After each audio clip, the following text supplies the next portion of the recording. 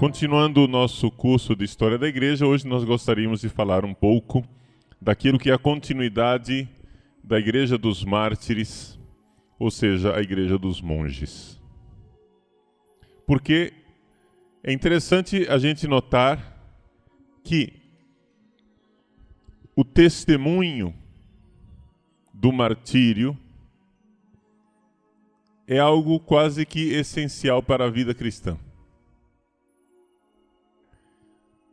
Orígenes, que é um dos grandes escritores do início da igreja, para vocês terem ideia, Orígenes vivia mais ou menos no ano 250.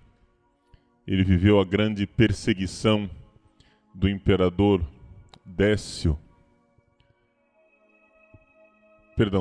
Diocleciano. E Orígenes, ele escreveu dizendo o seguinte.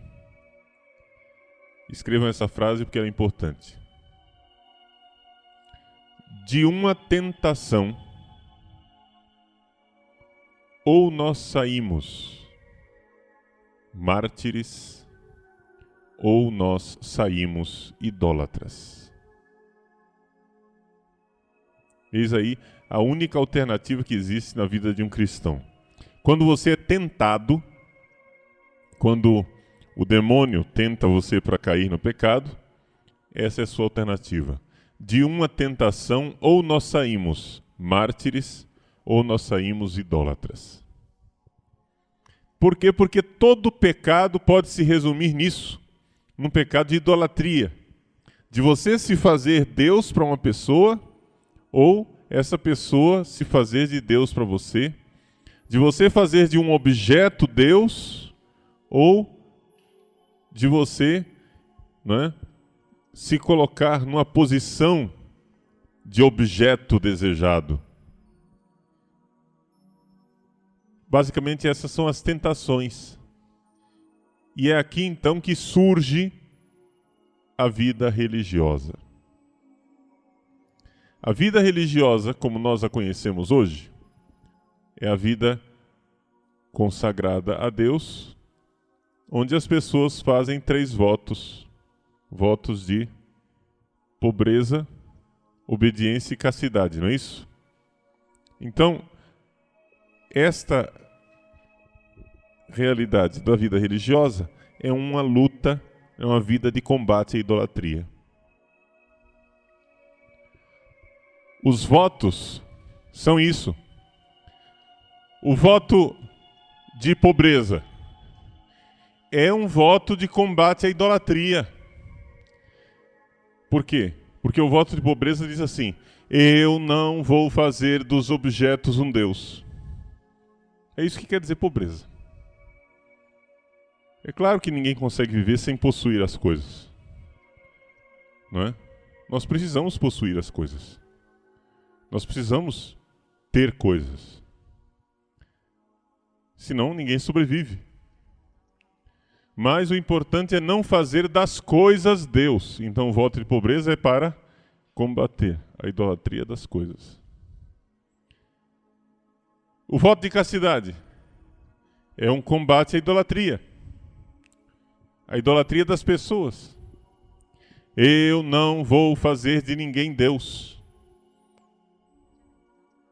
Eis aí a castidade. Quer dizer que ninguém vai ser Deus para mim. Eu não vou viver suspirando por uma pessoa e colocando essa pessoa no lugar de Deus.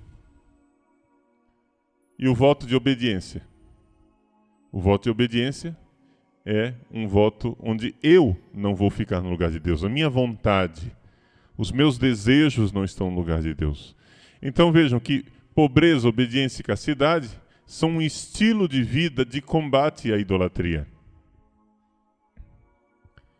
Orígenes disse: de uma tentação, ou nós saímos idólatras, ou nós saímos mártires. Mártir é aquele que morre para não negar que Jesus é Deus, que Jesus é Senhor, que Jesus é o Deus verdadeiro. Então quer dizer assim: Por que é que os mártires cristãos eram conduzidos às feras? Por que é que os mártires cristãos derramavam o seu sangue? Por que é que os mártires cristãos morriam? Para não cometer a idolatria, não era isso? Nós vimos nas aulas passadas o mártir São Policarpo conversando lá com o cônsul romano e dizendo: não vou sacrificar, eu não vou cometer idolatria, ou seja, eu não vou fazer de César o meu Deus. Agora, o que é que nós fazemos quando nós somos tentados e caímos na tentação? Quando nós caímos na tentação, nós fazemos de uma coisa Deus. A pessoa que é muito rica, que fica muito apegada às coisas, ela está fazendo de uma coisa Deus. Nós fazemos de uma pessoa Deus. Alguém que se apega, né?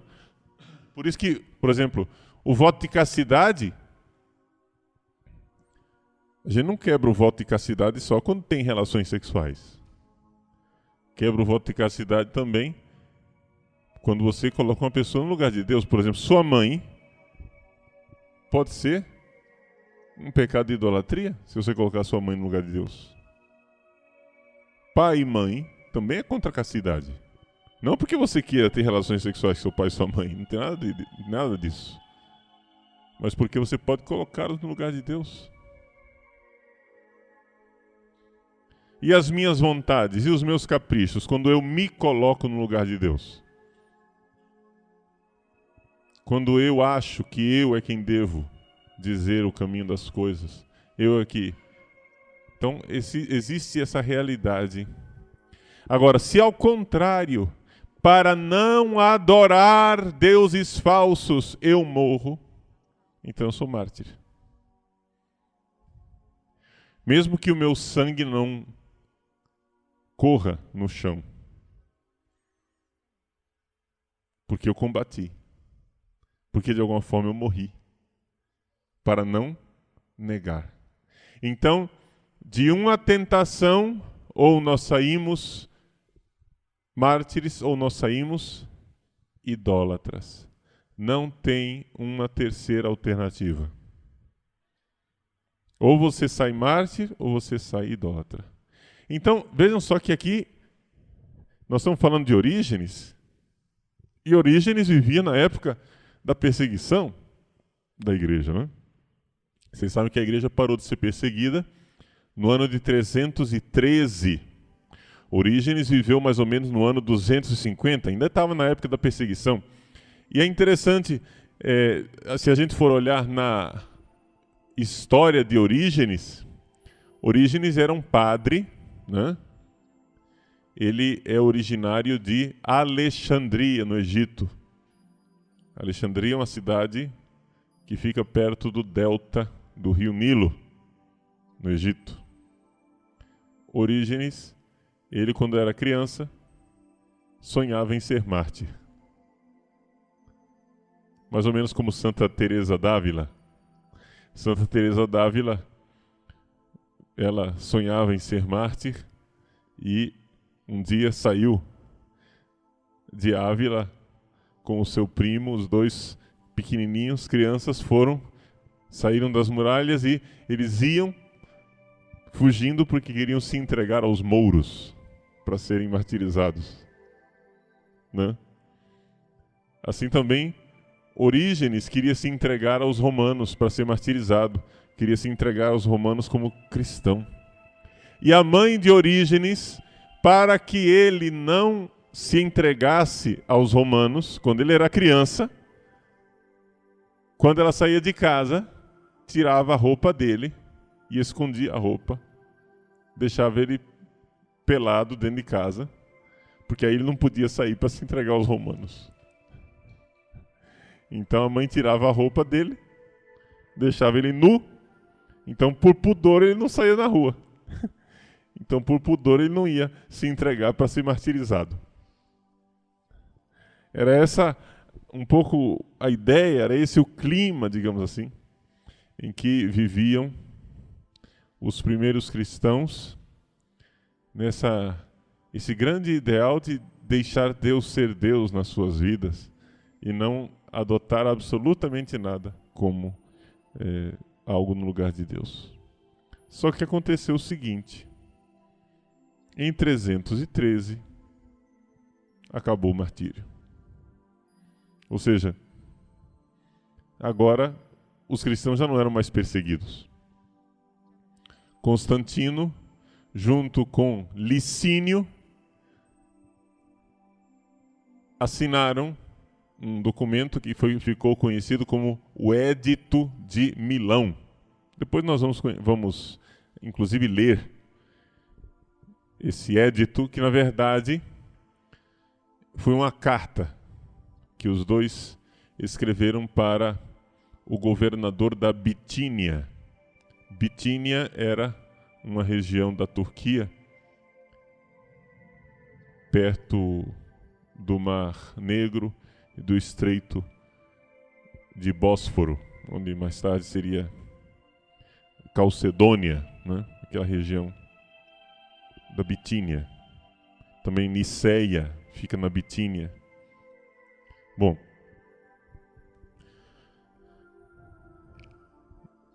a partir do Édito de Milão, os cristãos deixaram de ser perseguidos. E aí, o que é que aconteceu? Vejam, o cristianismo, ele se tornou um fenômeno, aos poucos foi se tornando um fenômeno de massa. Porque deixou de ser perseguido, as pessoas queriam ser cristãos. Todo mundo queria ser cristão. Virou moda. Né? Antes, você era cristão, para você ser cristão, você era herói. Agora, não era mais perseguido, o cristianismo ficou na moda, ainda mais porque o imperador estava promovendo o cristianismo. Então muita gente começou a ser cristão. E as pessoas começaram a notar que o cristianismo estava meio, né? Estava ficando meio capenga com aquele bando de gente, todo mundo cristão. E começaram a sentir falta da vida do martírio, da vida da entrega, da fuga das tentações do mundo para se entregar a Deus. E foi aí que surgiu então a vida monástica. Foi quando desapareceu o martírio vermelho, derramamento de sangue, que então surgiu o chamado martírio branco. O que é o martírio branco? Martírio branco era essa realidade das pessoas que no deserto iam para viver como monges, entregavam a Deus a sua castidade, a sua vida, fugiam do mundo para se entregar a Deus e combater a idolatria dentro de si. Vejam que é interessante aqui essa ideia. Quando a gente diz que a vida monástica é uma vida de martírio lento, a gente tem que lembrar sempre que é uma realidade de martírio, sim, mas martírio aqui quer dizer o quê? Quer dizer a luta contra os deuses falsos para se colocar diante do Deus verdadeiro. Estão entendendo? Então, se você luta contra os deuses falsos, você está sendo um mártir. Né? E é assim que essas pessoas não eram monges porque achavam que eles eram especialmente virtuosos. A gente não entra na vida religiosa, né, porque se é especialmente santo, não é isso? Ah, eu sou super santo, portanto eu vou ser religioso. É exatamente o contrário. Justamente porque a pessoa vê que é um caso grave de pecador e que precisa entrar no reformatório, ou seja, precisa entrar no combate contínuo e constante contra a idolatria, é por isso que a pessoa entra na vida religiosa. Não é? Eu costumo dizer para as irmãs, não é, que a profissão, né, os votos, não são a medalha da menina bem comportada. Não é isso? A menininha bem comportada, santinha, que não tem mais nada para lutar, mais nada para combater, portanto agora você vai poder professar. Não é isso. Não é isso. Se você está entrando na vida religiosa, é porque você verdadeiramente quer combater a idolatria, porque você sabe que você tem uma tendência para a idolatria. Você sabe que o seu caso é grave e você precisa combater isso a sua vida o dia todo e todos os dias e continuamente. Então, como é que surgiu a vida monástica? Como é que apareceu a vida monástica inicialmente? Apareceu no Egito antigo. Vocês sabem que sempre houve uma comunidade judaica e cristã muito forte em Alexandria. Já desde a antiguidade, desde antes de Cristo, havia em Alexandria uma comunidade judaica. Né? É de Alexandria que nasceu uma famosa tradução do Antigo Testamento para o grego. Como é o nome dessa tradução, senhores? A tradução dos 70. Isso. Dos 70 sábios. Essa tradução dos 70 também é conhecida por... Como é que se diz 70 em latim? Septuaginta. Né?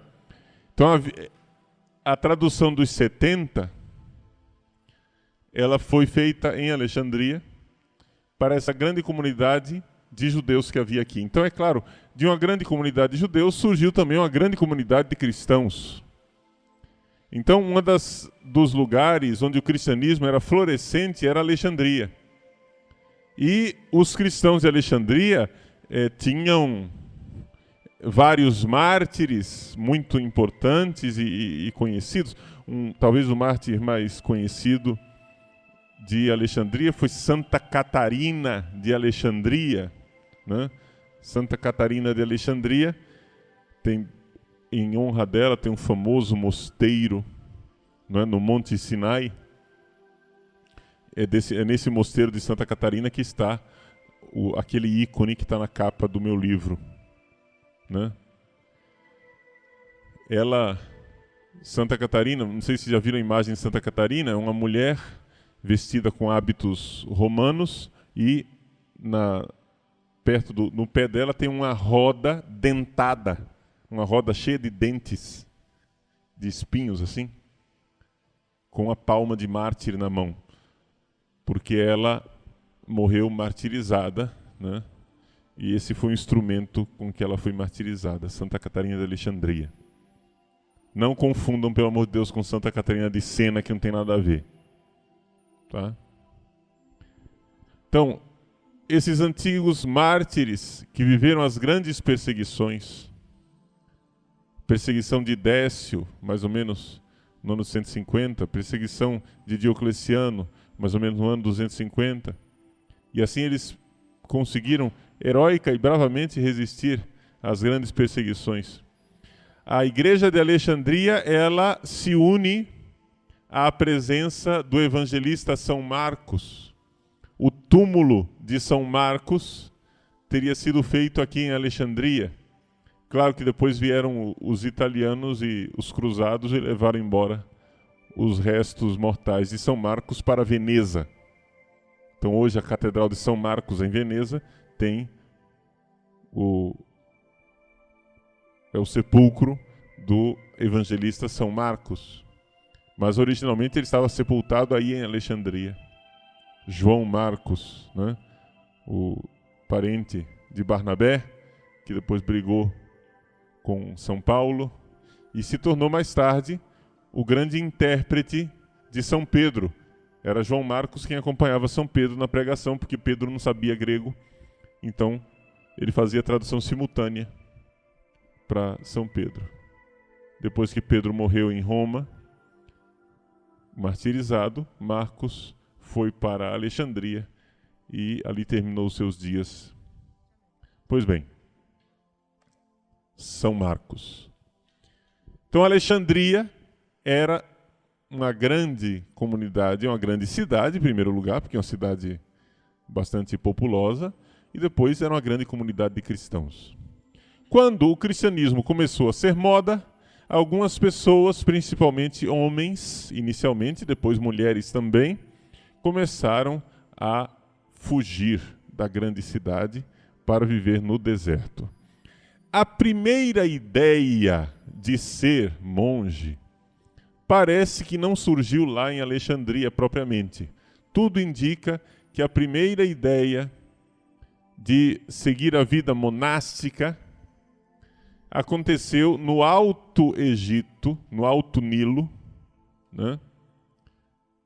Perto da cidade de Tebas. Por isso que até hoje, quando se fala de uma pessoa que vive a vida eremítica, está no deserto, a gente diz que está na Tebaida, né? A Tebaida, a palavra Tebaida está ligada a Tebas, porque havia inicialmente um grupo de eremitas, entre os quais os dois grandes eremitas famosos daquela região, né, eram Antão e Paulo. Antão, prestem atenção com a palavra Antão. Antão é simplesmente o mesmo nome que Antônio, tá? É o mesmo nome. É que o português tem uma mania de inventar nomes diferentes para os nomes, para os santos. Então, os santos mais antigos têm nomes que são corruptelas dos nomes originais. Então, por exemplo, o nome Tomás. São Tomás é Santo Tomás de Aquino da Idade Média. E o santo mais antigo tem um nome diferente, que é Tomé. Estão entendendo? É o mesmo nome, Tomás e Tomé. Assim também, por exemplo, São Benedito. São Benedito para nós é quem? São Benedito o Negro, não é? Mas quem é o monge mais antigo, o santo mais antigo? É Bento, não é? Mas é o mesmo nome. Nas outras línguas esse nome é idêntico. Por isso não se confundam com Antão. Antônio é o santo mais recente. Santo Antônio de Pádua. O Antônio mais antigo é o Antão do Egito. Então esses nomes mais antigos, né, são todos meio diferentes. Bento, Antão, né, Tomé, são nomes antigos. Nas outras línguas os nomes são idênticos. Você vê em inglês, por exemplo, como se diz São Tomás de Aquino em inglês, se diz Thomas, né? Como se diz São Tomé em inglês? Thomas. Como se diz Santo Antônio de Pádua, né? Anthony. Como se diz Santo Antão? Anthony. Né? Como se diz São Benedito? Benedict. Como se diz Bento? Benedict. É o mesmo nome. É idêntico. Só o português que tem essa diferença. Tá entendendo? Então isso confunde muito. Quando eu não sabia disso, quando fui estudar teologia em Roma, meu professor falando desse famoso monge, Antônio, né? E Antônio, e o professor falando, né, em italiano, né? Lá na Gregoriana, porque Santo Antônio, e Santo Antônio disse, mas meu Deus, quem é esse homem tão famoso que eu nunca ouvi falar na minha vida? Será que eu sou tão ignorante assim, né? É claro que eu já tinha ouvido falar, era Santo Antão. Só que eu não sabia que Antão e Antônio eram o mesmo nome. Né? Tá bom? Então, Antão, ele viveu a vida monástica e teria sido um dos primeiros, se não o primeiríssimo monge a viver a sua vida monástica. Nós vamos depois comentar um pouco a vida de Santo Antão, porque ela foi depois escrita por Santo Atanásio, que foi bispo de Alexandria. Então, Santo Atanásio foi o responsável pela divulgação da vida monástica no Ocidente. Foi um dos grandes propagandistas da vida monástica no Ocidente, mas isso é um capítulo posterior. Então, quando nós falarmos da divulgação da vida monástica no Ocidente, nós iremos, então, falar de Santo Antão e de Santo Atanásio. Por enquanto, nós estamos no começo. Como era o começo? Bom, o começo, os monges, as pessoas saíam para viver sozinhas no deserto. Tá? Então, deserto se diz eremo, não é? Então, é daí que vem a palavra eremita.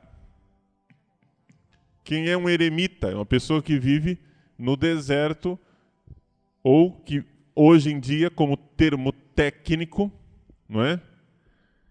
Eremita é aquele que vive sozinho, tá? Então é um monge que não vive em comunidade, mas vive sozinho. É a vida eremítica, tá? Então, a vida eremítica são os eremitas ou os ermitões. Ermitão é quem vive a vida eremítica, tá? Então, prestem atenção nessa linguagem, porque aqui é importante a gente ter um conhecimento da linguagem da vida monástica. Então, a vida monástica, quando a pessoa vive sozinho, é a vida eremítica, tá? Na verdade, no fundo, o monge, a palavra monge quer dizer isso. Porque monge, em grego, se diz monakos. Monakos, né? Vem de monos. Monos quer dizer sozinho. Monos, um só. Mono, né? Então, monakos é uma pessoa que vive sozinha. É um solitário. É daí que vem a palavra monge, né?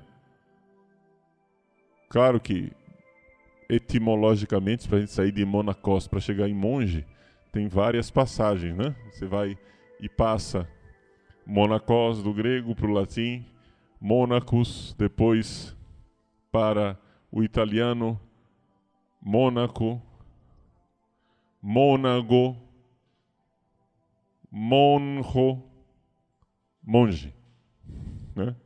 Só para ver que a palavra vai se corrompendo até que vira monge, tá? Mas monge vem de monacos, sozinho. Então vejam que originalmente todo monge era eremita. Acontece que essa experiência da pessoa ir para o deserto para lutar contra as tentações do demônio, para lutar contra a idolatria, sozinho, longe de todo mundo, longe das pessoas, essa experiência não foi muito positiva, não deu muito certo. Um número enorme de monges enlouqueceram, tá? Por quê? Porque não é todo mundo que tem condições de viver uma vida eremítica, tá? Então esses primeiros desbravadores, esses primeiros que começaram a viver a vida monástica, eles tinham que mais ou menos inventar a vida monástica, né? Quase que inventar do zero.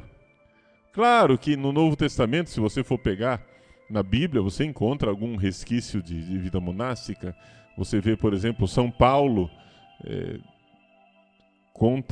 o próprio São Paulo conta autobiograficamente na carta aos Gálatas, não é, que ele teve um período de vida monástica no deserto que ele chama de deserto da Arábia. Na carta aos Gálatas, capítulo 1, versículo 17, não é? Ele diz assim: sem ir a Jerusalém para ver os que eram apóstolos antes de mim, parti para a Arábia e de lá regressei a Damasco. Então, São Paulo teria tido uma experiência também ele, de vida no deserto, de vida monástica. Mas ainda não era aquilo que nós conhecemos atualmente como vida monástica. O importante é nós sabermos que os primeiros foram eremitas. Foram eremitas, alguns exemplos de vida monástica inicialmente. Talvez esses exemplos nos causem um pouco de espécie, um pouco de admiração. Por quê? Porque é evidente que os primeiros cometeram grandes exageros. Tá? Cometeram exageros, prejudicaram a saúde, porque queriam lutar contra a tentação. Era gente bem intencionada, mas foi necessário um pouco alguns errarem, bater a cabeça na parede para conseguir chegarem a um nível em que as pessoas pudessem seguir a vida monástica de uma forma satisfatória. Diante das grandes dificuldades da vida eremítica, então se começou a organizar comunidades de monges, a chamada vida cenobítica.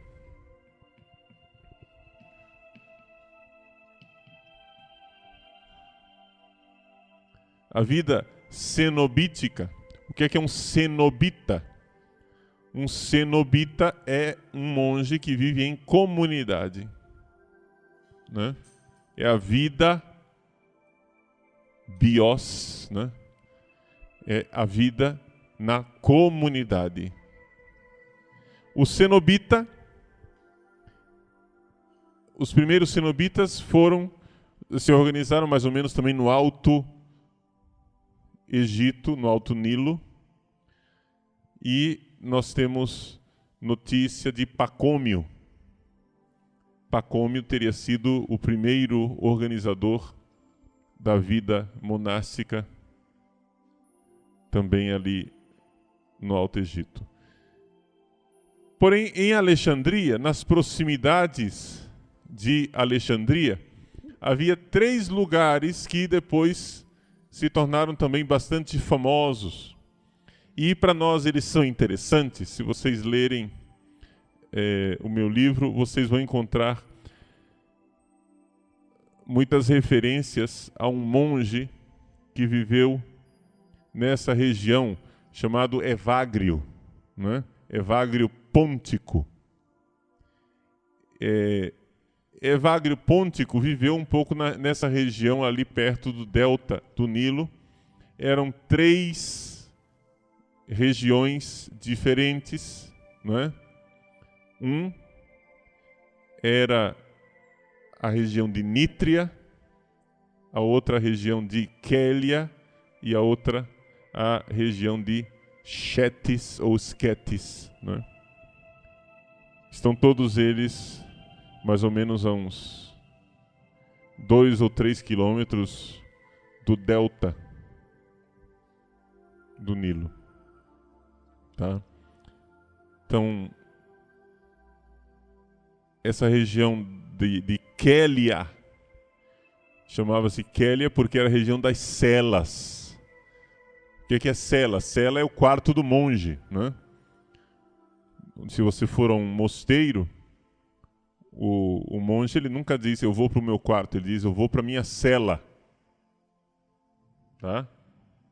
Então a cela é o quarto do monge. E ali eles viviam, tinham as várias celas.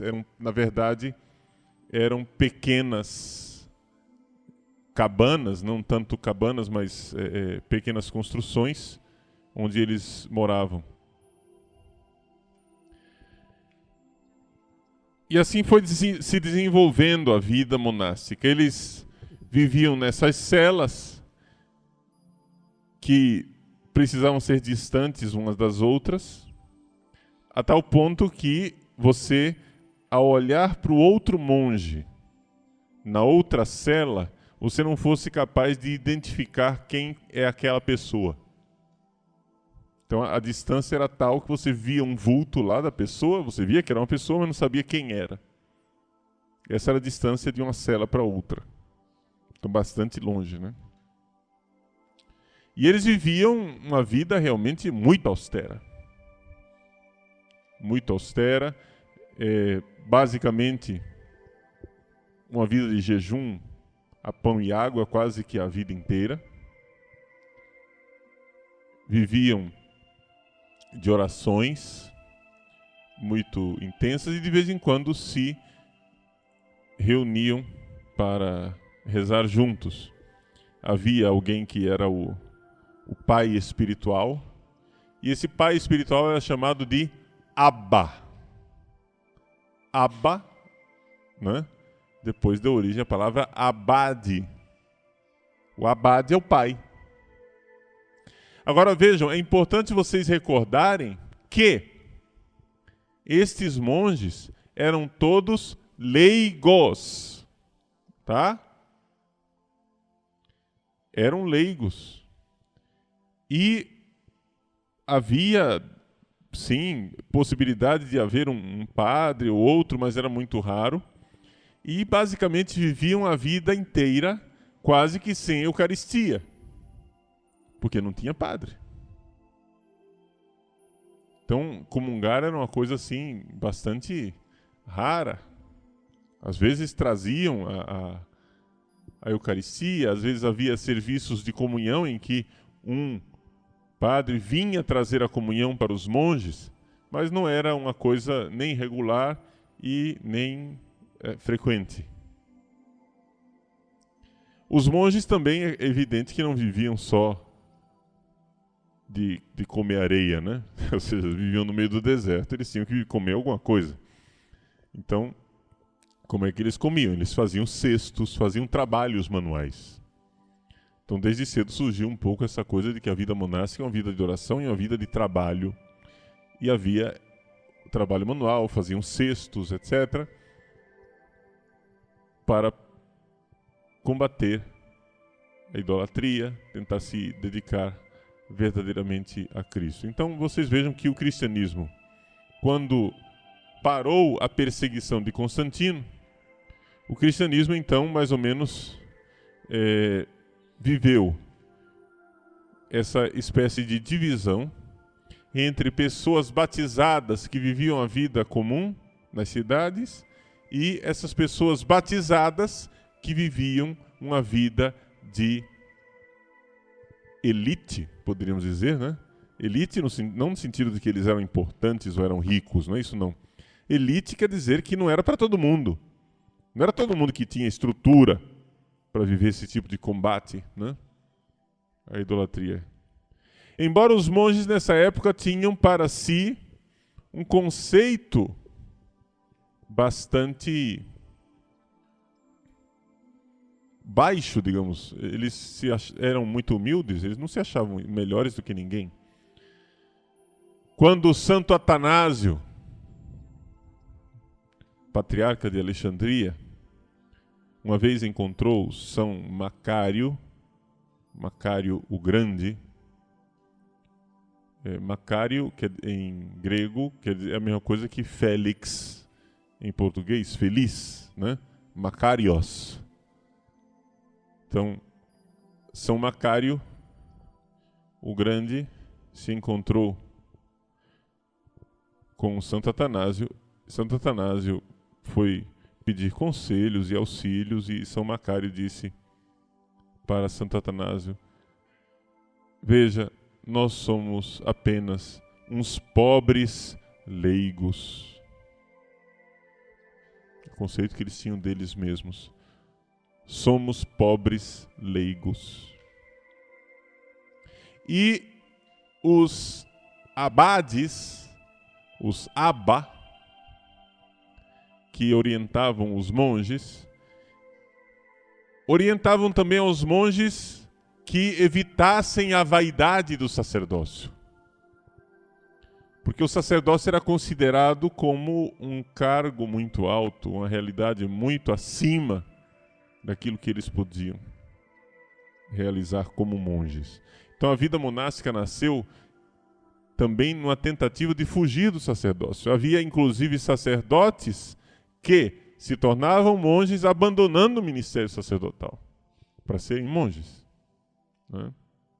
porque o sacerdócio era uma vaidade. Inclusive um dos ditos dos santos padres do deserto, né?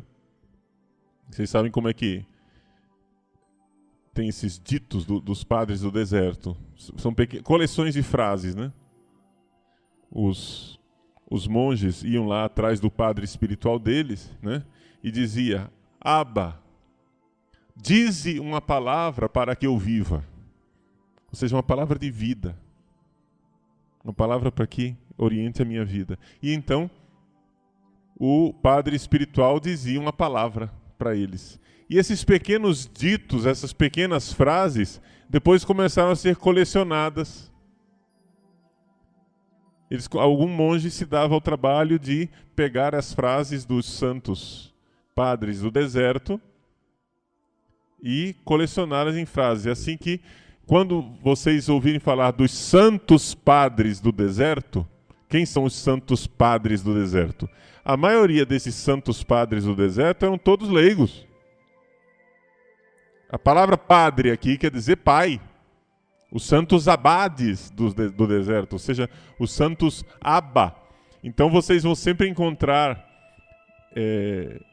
esses textos colecionados, está lá escrito: disse Abba Macário, disse Abba Antão, disse Abba Poimen, disse Abba fulano de tal, Abba Paulo, né?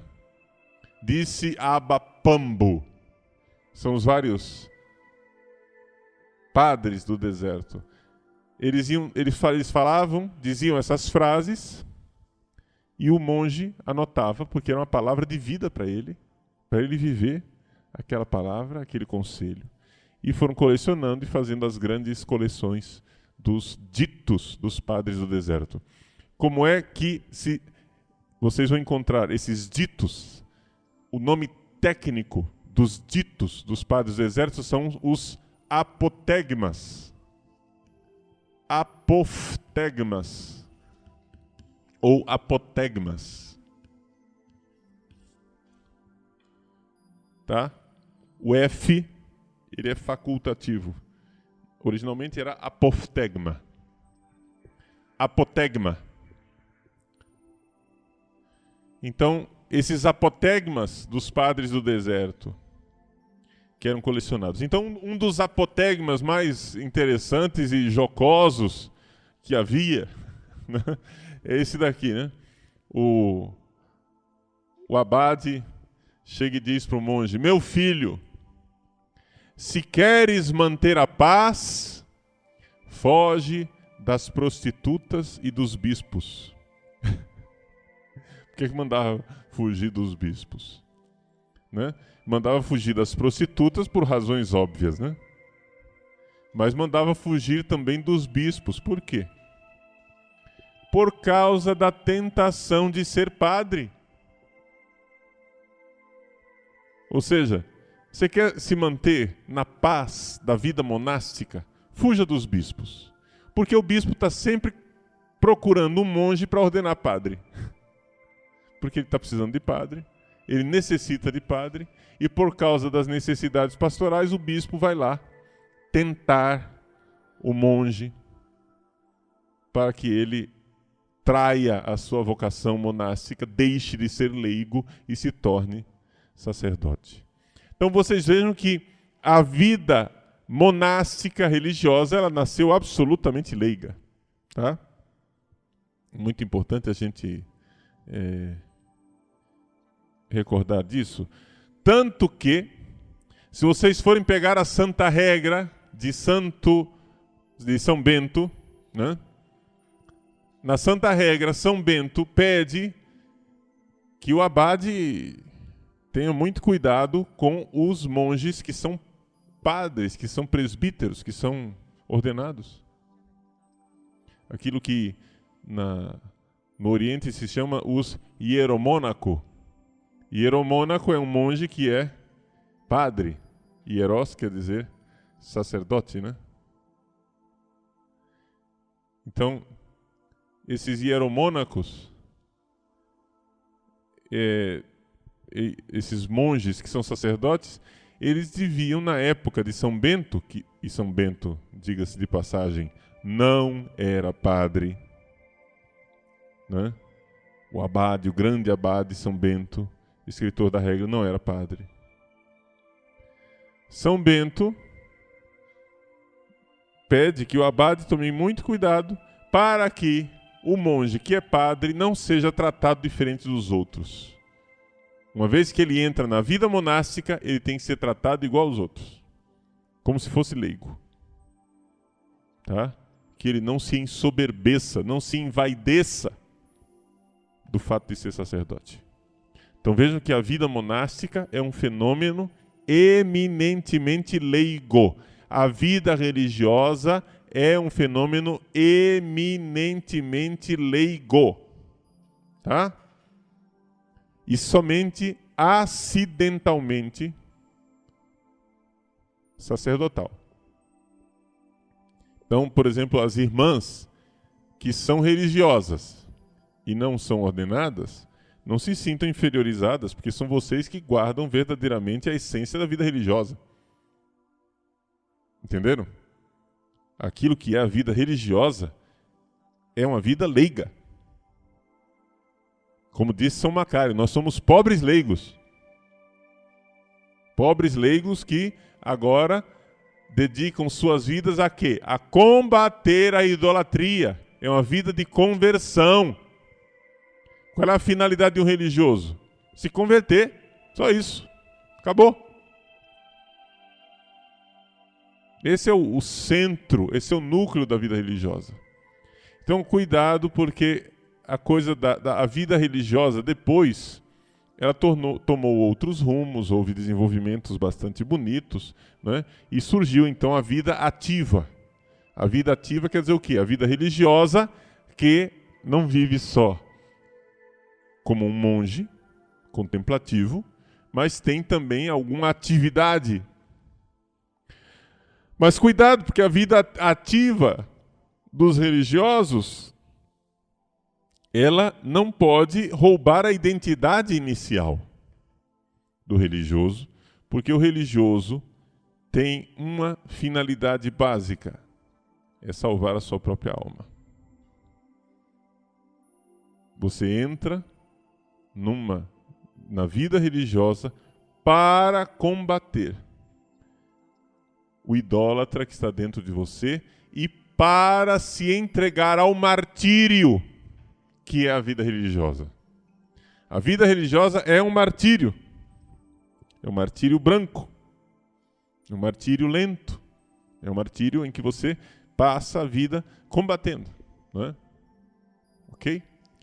Então, esses são os padres do deserto, com seus apotegmas.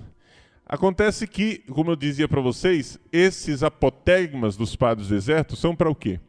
Para ir ensinando aos monges a serem equilibrados, porque havia muitos desequilíbrios no início, exageros. Por quê? Porque havia também influência neoplatônica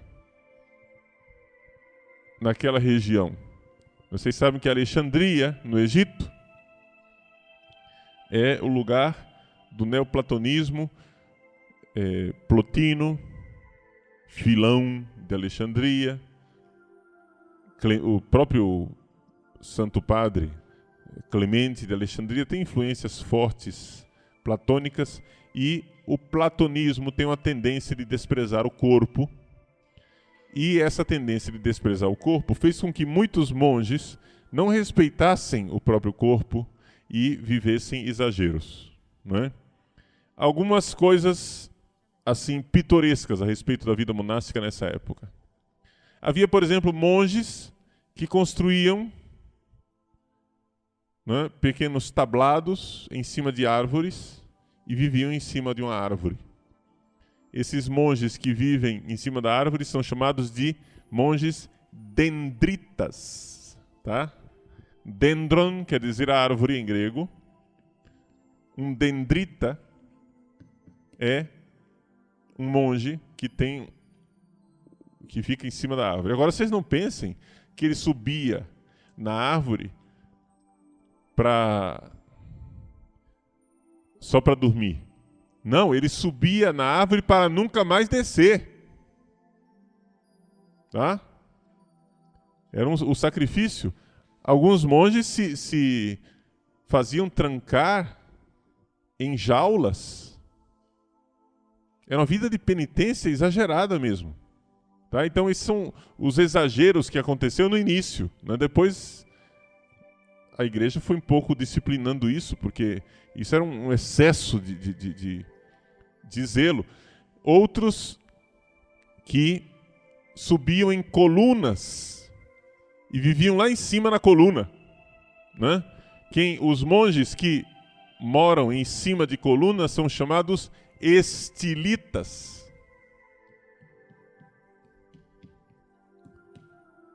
Agora, é claro que os dendritas e os estilitas, né, só podiam viver esse tipo de vida num país onde o clima permitisse. Se você fosse para o norte da Europa, onde faz frio, isso seria impossível, o cara morria de pneumonia na hora. Né?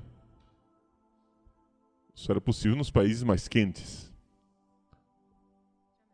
Então, são os estilitas. Também uma outra palavra que existe que é sinônimo de eremita, não é? São os anacoretas. Anacoreta é sinônimo de eremita. Quer dizer quem vive no mato, né? Ao invés de ser eremo, que é deserto, né? Então aqui no nosso caso aqui do Mato Grosso, né? Os monges não seriam eremitas, porque não morariam no deserto, mas morariam no mato, né? Ou seja, seriam os anacoretas. Tá? É só uma questão de lugar. Problema de ausência ou não de vegetação, né? A diferença básica. Mas hoje em dia não se faz essa diferença. Se fala anacoreta ou eremita como sinônimo, né? Tá bom? Então esses são mais ou menos os monges e um pouco da linguagem para a gente, quando ler os textos dos padres do deserto, saber distinguir um pouco desse vocabulário. A pergunta é se as pessoas ajudavam esses monges. Dependia um pouco da situação, né? Por exemplo, São Bento, antes de ele escrever a regra e cuidar de uma comunidade cenobítica, São Bento teve uma época de eremita. E havia um rapaz que sempre mandava uma cesta de pão.